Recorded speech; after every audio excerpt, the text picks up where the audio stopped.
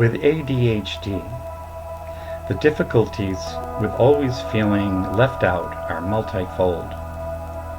The pervasive reality of not fitting in, constantly presented to us, is a never-ending reminder that we are in the wrong place at the wrong time.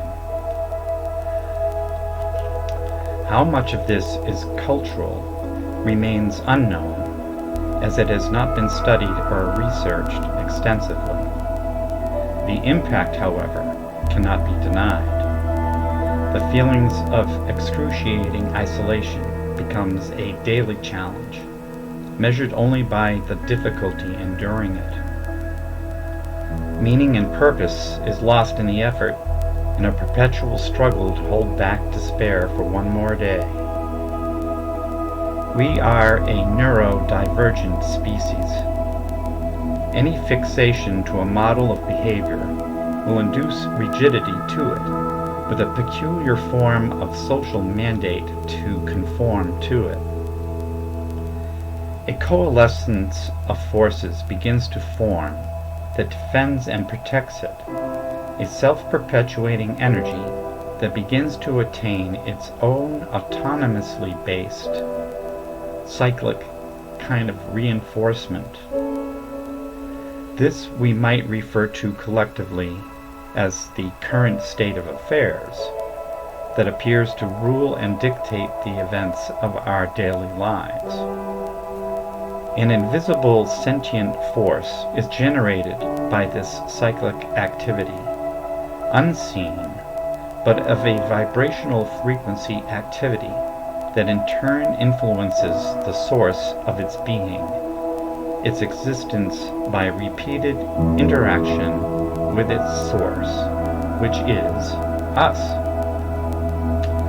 Human societies formed of such states are models of perception for the mind, for mind is ultimately the source of it. Who controls the mind rules the world, and thus the struggle for who controls this identity of mind becomes the fuel and friction, the source of all conflict, a war over who or what will dominate the mind. When the ADHD mind shuts down, it is a response to, or a rejection of, a model of perception presented as the current state of affairs, otherwise known as the status quo. A sublime rejection of this motion of reality influences the behavior of the individual, often labeled as nonconformist of all sorts. All efforts are made to correct this situation, dissuade, persuade, cajole, medicate, re-educate, and apply forceful social pressure to submit to the norms established by the status quo. Those unable are marginalized by society. Those unwilling are ridiculed. Such is the state of the ADHD mind. It cannot comply, as compliance grants legitimacy to that which is neither genuine or authentic. During turmoil of guilt and shame from existing in a world as an affront to human dignity, it is a natural response to violations of natural law and a rejection of that which is not true. The scarcity mindset used to be our source of pain and suffering. Now, overabundance is the source.